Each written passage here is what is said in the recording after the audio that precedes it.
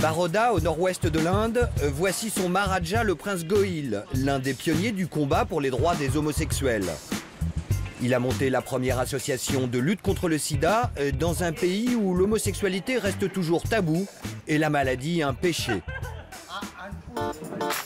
Dans ces locaux anonymes du centre-ville, on distribue gratuitement chaque mois plus de 100 000 préservatifs, une activité qui peut se révéler à haut risque.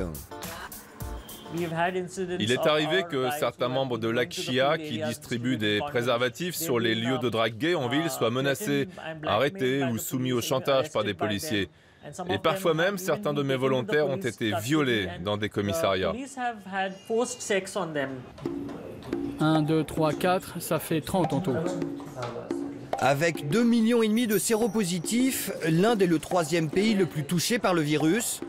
Pourtant, le dépistage reste une pratique quasi clandestine. Dans la clinique de l'association, ce sont des militants gays spécialement formés qui font eux-mêmes les tests. Beaucoup d'homosexuels préfèrent venir se faire tester chez nous. Ils se sentent à l'aise quand ils viennent ici. Ils savent qu'ils peuvent voir un médecin, se faire tester, mais aussi parler de leur sexualité et de leurs problèmes, sans se cacher. 8 h du matin au palais royal de Rajpipla. Tandis que les écoliers visitent la demeure familiale transformée en musée, le Maharaja, lui, joue les guides de luxe et remonte le temps de la dynastie des Gohil. Voici des peintures de mes ancêtres qui ont régné ici au XVe et XVIe siècle. Et ça, c'est une photo de mes parents le jour de leur mariage. Et au milieu, trône la photo du prince enfant qui lui a valu son surnom. Le prince rose. J'étais déjà rose quand j'étais bébé. Seul héritier, le prince rose grandit en respectant les conventions. Adulte, il se marie et cache toujours son homosexualité. Avant mon mariage, je me demandais vraiment si je pourrais vivre comme un hétérosexuel. Et puis les choses sont devenues très claires. Je me suis aperçu que je n'avais aucun désir pour ma femme. Fait rarissime, le prince divorce et fait son coming out. La nouvelle fait le tour du monde et le Maharaja devient une icône homo. Être gay partout dans le monde. Le prince Manvendra est avec nous aujourd'hui. Bienvenue, Votre Excellence. Merci. Regrettez-vous votre coming out? Non, pas du tout. Maintenant, je peux vivre dans la vérité.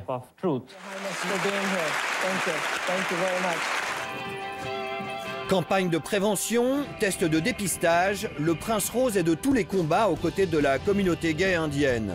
Et il ne compte pas s'arrêter là. Son dernier défi, améliorer le sort des vieux homosexuels rejetés par tous et surtout par leurs familles.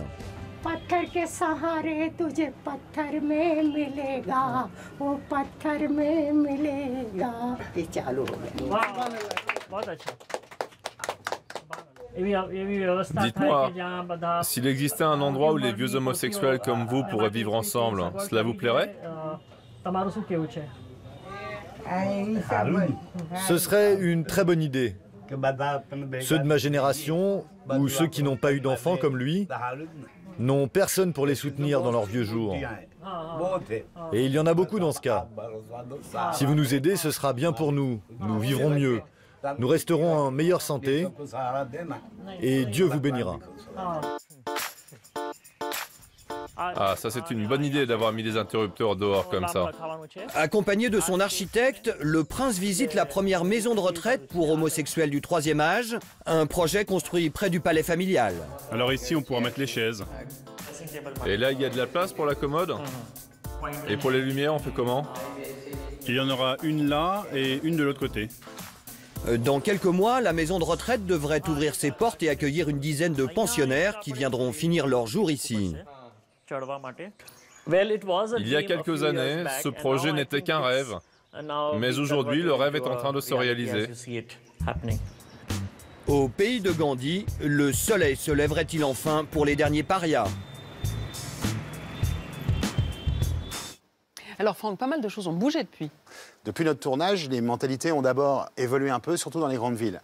Le problème, c'est qu'un Premier ministre ultra-réac, un hindou, est arrivé au pouvoir.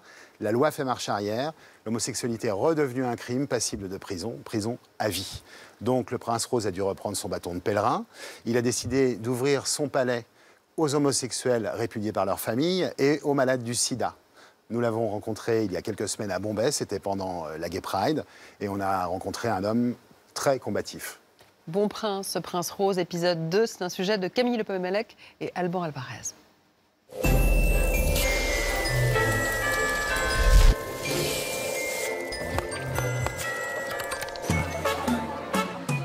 À Bombay, c'est jour de fête pour la communauté LGBT. Entre 5 et 7 000 personnes se sont donné rendez-vous dans la capitale économique indienne pour célébrer la 10e marche des fiertés. Dans la foule, le prince Manvendra Singh Gohil enchaîne les interviews et les photos. Merci encore, madame, de soutenir votre fils. Dans une Inde conservatrice, le prince Rose est une icône pour la jeunesse gay, lesbienne, bi et trans. Merci beaucoup. C'est un exemple pour nous les jeunes, un modèle pour nous pousser à faire notre coming out, à nous afficher au grand jour, devant nos amis, notre communauté et devant la société. Ce qu'il fait pour les queers et la jeunesse indienne est unique. On a besoin de plus de monde comme ça. Des personnes de sang royal ou avec de l'argent qui peuvent aider les autres. Depuis notre précédent reportage, l'homosexualité en Inde est de nouveau considérée comme un crime. La loi 377 du Code pénal punit de 10 ans d'emprisonnement les actes sexuels jugés contre nature. Son abrogation est au cœur des revendications. Nous nous battons pour faire abroger cette loi qui date de l'Empire britannique. Cette loi est injuste, elle viole nos droits et elle est en totale contradiction avec la Constitution indienne. La Cour suprême semble avoir entendu cette requête, puisqu'elle a récemment affirmé vouloir reconsidérer la loi. Un pas vers une nouvelle dépénalisation. Mais malgré cette avancée, on ne peut pas dire que l'Inde soit devenue gay-friendly. Et rares sont les lieux publics où l'on peut afficher ouvertement son homosexualité. Cette sandwicherie est la toute première à annoncer la couleur. Salut Karl, comment ça va? Karl, le propriétaire, a voulu créer un lieu accueillant et sûr pour tous les homosexuels. Malheureusement, en Inde, beaucoup de personnes n'osent pas faire leur coming out. Donc, quand ils entrent ici, ils savent que l'arc-en-ciel symbolise la liberté. À Bombay, ça va encore. Mais à la campagne, il existe un terme pour désigner les relations homosexuelles. Et dès que ce mot est prononcé, vous avez de grandes chances d'être rejeté. Mais petit à petit, les mentalités changent.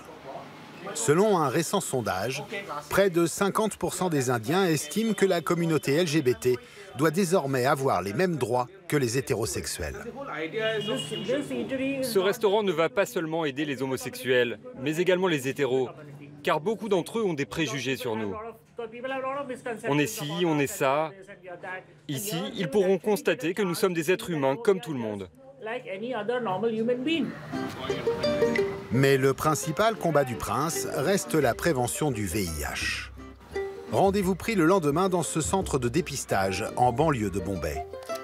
Nous sommes loin de la clinique clandestine filmée il y a 7 ans. Cet établissement catholique, tenu par des bonnes sœurs, héberge des femmes séropositives chassées de leur domicile. Ici, elles ont accès à un traitement qui reste inaccessible aux plus pauvres. Ça fait combien de temps que vous êtes ici? 1 an et demi. 1 an et demi. Dans le pays, moins d'un habitant sur 5 se protège lors d'un rapport sexuel. Alors, pour rendre le préservatif plus cool, le prince Manvendra et le docteur Prasad ont eu une idée. Ça, ce sont les capotes de l'amour que nous distribuons gratuitement dans toute l'Inde. Pour s'en procurer, il suffit d'en commander sur Internet. Livraison à domicile. Plus besoin de se montrer chez le pharmacien. Grâce à Internet, nous pouvons faire tomber le tabou d'acheter un préservatif. Et ça marche. En 3 mois à peine, nous en avons livré 1 million. La distribution de ce bout de latex serait-elle devenue plus simple qu'il y a 7 ans? Récemment, le gouvernement a décidé d'interdire la diffusion de publicités pour les préservatifs en journée à la télévision. Mais dans le même temps, on nous a autorisé à déployer un immense panneau en face du Parlement pour faire la promotion de ces mêmes préservatifs. C'est totalement contradictoire. L'Inde n'en est pas à une contradiction près. L'an dernier, une loi punissant les discriminations à l'égard des personnes séropositives a été votée. Dans le même temps, le gouvernement réduisait de 20% le budget alloué à la lutte contre le sida.